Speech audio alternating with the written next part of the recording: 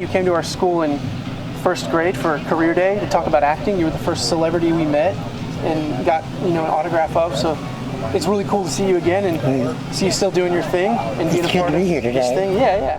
Did you know when you got into it that Ernest would be this huge worldwide phenomenon? No, I really didn't. And you said you didn't have a favorite Ernest movie? Not really. As I was saying, each one, they were all good. But each one was a different experience. Oh, that's cool. Now, I had more lines, of course, in the jail than I did in any of the others. Most of the time, I just had to shake my head to agree with him. Yeah.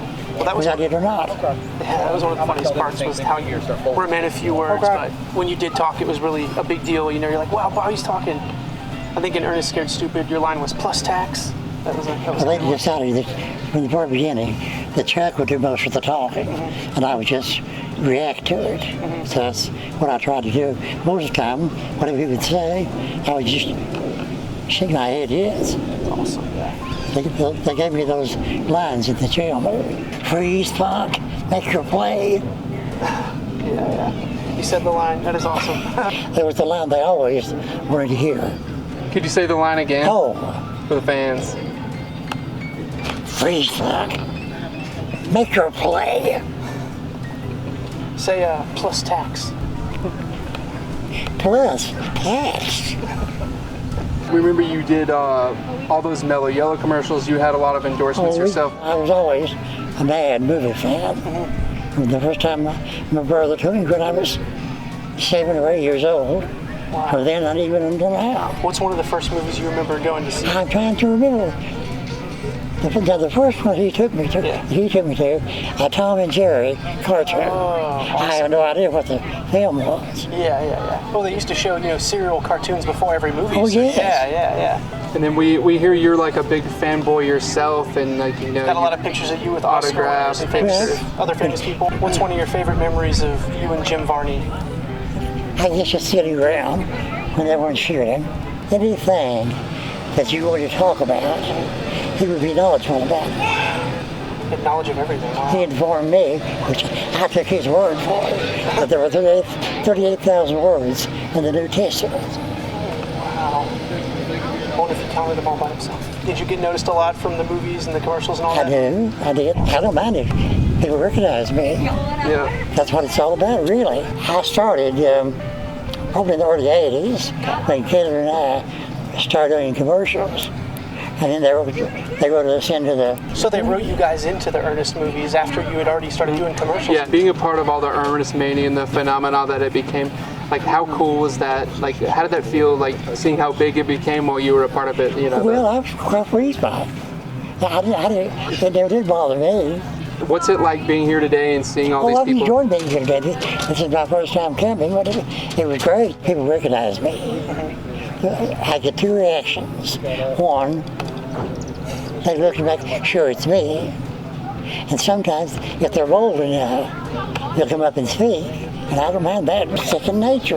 It's so great that you're out here today. And, I've enjoyed it very much. And what do you think it means for like Jim Varney and the Ernest legacy? I think by what I've heard, I think Jim will be very, very pleased. Not only by the turnout here, but that people still enjoy the movies and commercials he did. Laughter and fun is just as important as anything else. And there's so many bad things that happen in life. As you know, a little fun and laughter helps to lighten that. And Jim was always gracious and friendly to me. And it's surreal for us right now to be interviewing you because we've just been such big fans. I think you coming to our class in first grade really inspired us to get into making movies and acting. And you showed us a bunch of VHS tapes of like behind the scenes of the movies and behind the scenes of your commercials and then in the commercials, and it was great. When I first watched Ernest Goes to Jail, I was waiting for you to talk the whole time, and then when you finally talked, I was like, that's like the most epic moment of the whole movie. I thought, yeah. And if Jim were still here today, you'd probably still be making some Ernest movies. He died in 2000 at the age of 50. A heavy smoker, which I discourage in anybody. You'll never find anybody to be as good as he was at what he did. But he used to go around to children's hospitals. He was so dedicated, and he knew So that. humble too, yeah. Yeah, and he knew that he had like a lot of fans that really looked up Oh, to I'm him. sure he did.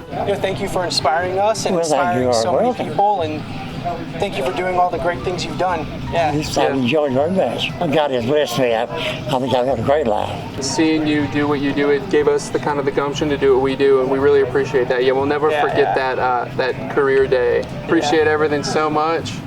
Yes. You're a legend, man. Well, Man, thank you really are. Yeah, good meeting both of you. It's great meeting Thank you. you. Yeah. When you got smashed into the crate on Ernest Saves Christmas, that was funny. Oh That was the man. first thing I filmed. Really? Oh, They took me out to the Did set, they really like mount you on that thing? and that measured me up for the box. Yeah. And then when they got ready to film, and that box fell down. They took a stapler and stapled this side to one side, and this side to the other, and then Gator drove off. They were able to give me a double. Made you do your own stunts. I did. So Bill Byrge did his own crate stunt in Ernest Saves Christmas. That That's is great. awesome. That's cool to know. Yeah.